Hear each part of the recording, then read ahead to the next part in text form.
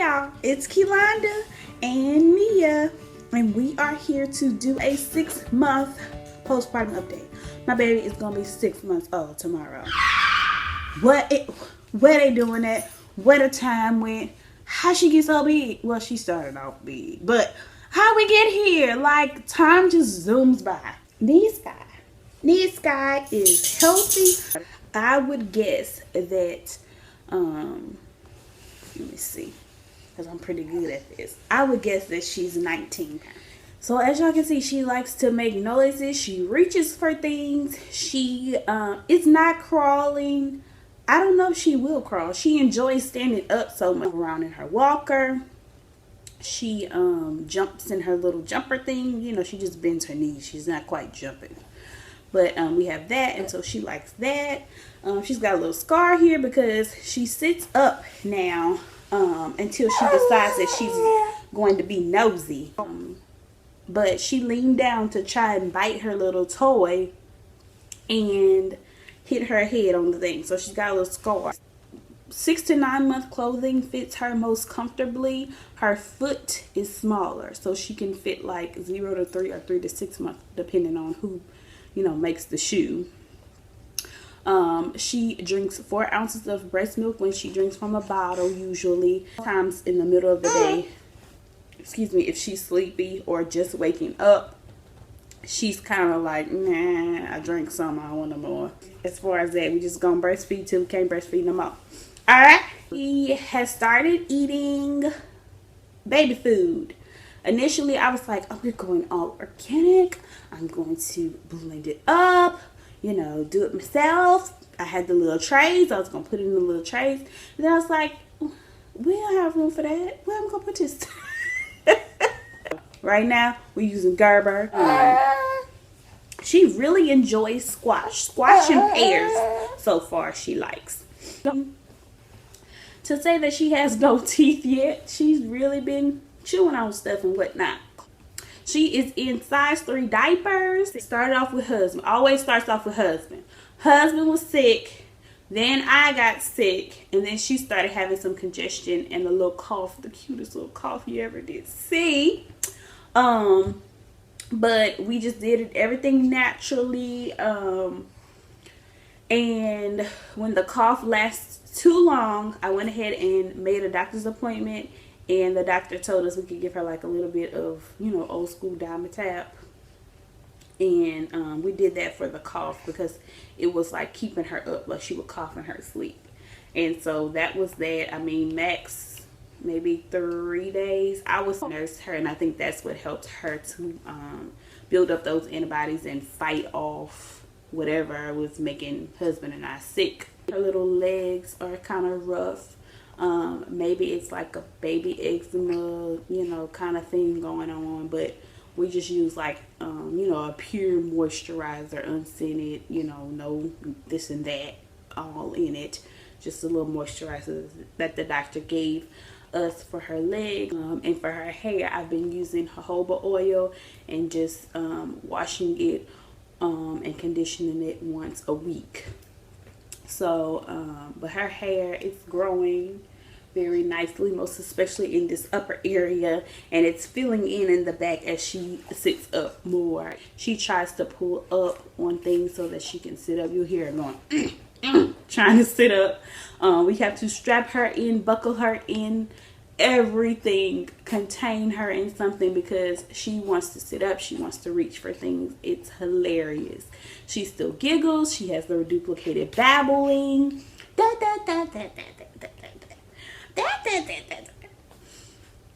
As far as sleeping, her sleep routine is not as predictable as it once was. She is beginning to sleep all night, but she still wakes up at the crack of dawn and is like, lady, where's the milk, shawty? Because sometimes she'll wake up at like 4 or 5 in the morning, and I'm trying to eliminate that because, no, 6 a.m., fine. 7 a.m., fine.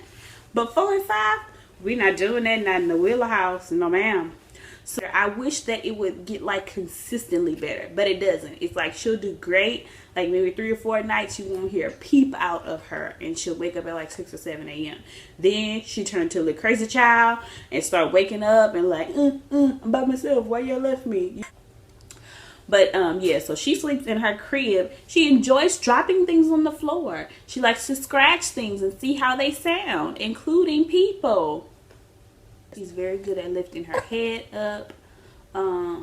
Very good at rolling over from her tummy to her back. I have not yet witnessed her roll from her back to her stomach. I don't think she can do that. I don't think she can do that yet. It's a joy being her mommy. She knows her mommy and daddy. She smiles at us when she sees us. And she's a good little one. You want to stand up for them? You want to stand up and say, hey. Say, hey, everybody. Hi. I love you. I have been trying to introduce some signs to her. We started off doing, I love you. I love you. And when I'm feeding her, I will do eat and more. Also, there's an app on the iPad where it's like an alphabet app, and it brings up the letter and then brings up like, you know, this little picture that's, you know, starts with that letter. And she'll sit there in front of the iPad and slap it. And that makes the picture come up, and then she slaps it that way, and then it slides to the next letter. So I don't know where she got that from, but she knows how to do it. So sometimes I'll let her do that. We still read to her, of course, as often as we possibly can. Sometimes she'll sit through 2 or 3 books if they're short, and then sometimes she's like, no, I'd rather chew the book. You gonna show them how you laugh, boop boop? I'm going to show them how I laugh. And she's ticklish. When I wash her little neck when she's taking a bath, she is very ticklish, so that is cool too. And all her little stuffed animals, she whoops them babies, y'all. She whoops them. So any of her little pacifiers or little teething toys, she just she hits things. I don't know why she does that. Is that normal to just whack stuff for your baby? 6 months old. Is that normal? Say, excuse me. She still likes music and sounds and things like that. So, you want to say bye? Say bye, YouTube. I love you. Okay, y'all, so now to me. The reason why I'm not wearing any makeup is because I used to complain about my skin so much, and it's so much better. I just wish I could get rid of all these scars from having acne on my face for so long. I mean, from the time I found out I was pregnant. The reason why I got my hair pulled back like this is because I wanted to show y'all my edges. Around the time when she was like 3 to 4 months old, that is when I started having extreme postpartum shedding.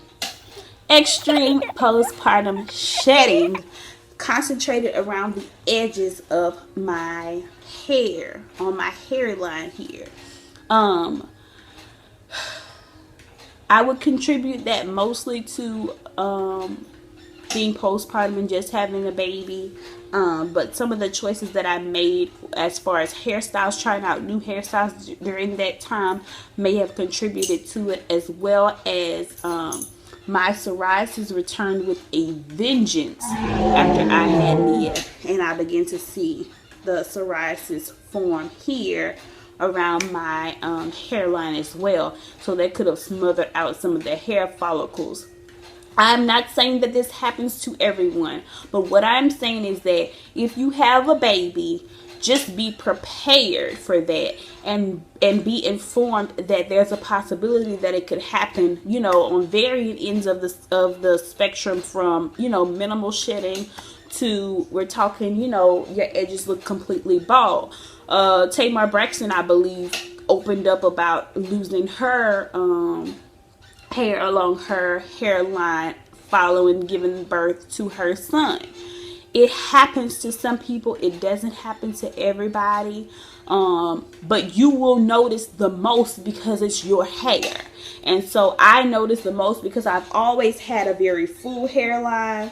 I have a widow's peak that comes far down in the middle, and these edges along here always kind of scooped outward, and they were leaving me, okay, leaving me.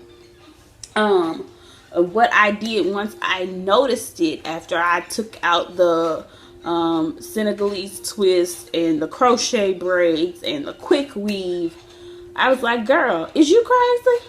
Excuse the grammar, but is you crazy? You just had a baby and you just went through 3 protective styles that you barely ever worn in your life in the past 3 months. So that's something that I would recommend. I'm not a dermatologist. I'm not a doctor or anything like that. But I would say just be careful what you do to your hair after you have a baby, because it is very susceptible to breakage, okay, and shedding. So, looking back, you know, I could have made some more informed choices about what I was doing with my hair on my head, okay? It doesn't just happen on your head. My hair on my legs, I would have to shave when I was pregnant like every 2 days, because it was just, you know, I guess the hormones, the vitamins, everything was just making that hair grow. Now, it does not grow that quickly. You know, maybe once a week I have to shave my legs. That's it, you know. So it's not just, you know, on your hair. You may see that with your eyebrows. You may see that with the hair on your legs, your underarms, whatever. That's your business. I'm just telling you because y'all know I keep it real and tell y'all what to expect. That is something that you can expect. These things just healed up because your body just balances itself out. So my edges are not as bad as they were at one point, and they are growing back a little bit, so you can see the little fuzzies, you know, that aren't as long as the rest of my hair, kind of filling in there. But don't say I didn't tell you. And if it's happened to you, just know that you're not by yourself. Girl, we all go through crazy things with our body. I'm about the same size as I've been.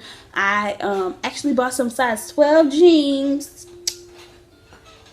from the Gap recently, because some of my jeans that were like bigger sizes that I bought before I was pregnant, because I was bigger than I ever been in my life before I was pregnant.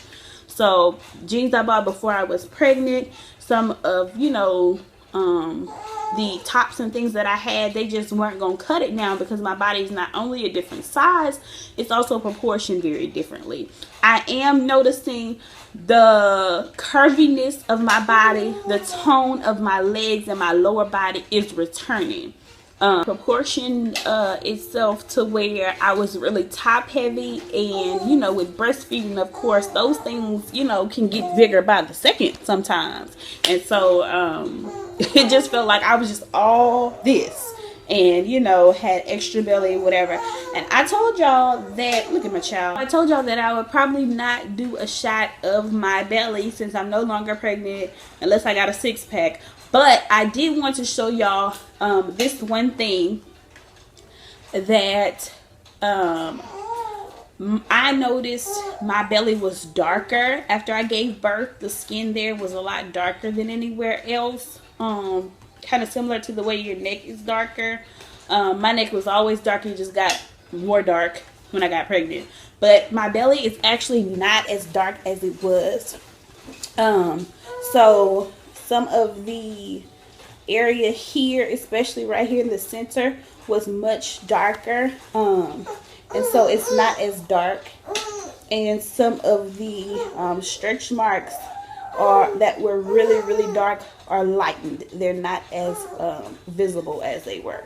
So that's all I wanted to show y'all about that. So just hang in there, girl. It's gonna get better. It's gonna get better. I will put some photos at the end of this video so that you can see some updated pictures of her. Don't forget to hit the thumbs up button. Well, shout out to y'all who are celebrating 6 months for your babies with us. Happy birthday, babies. And I'll see y'all next time. Bye.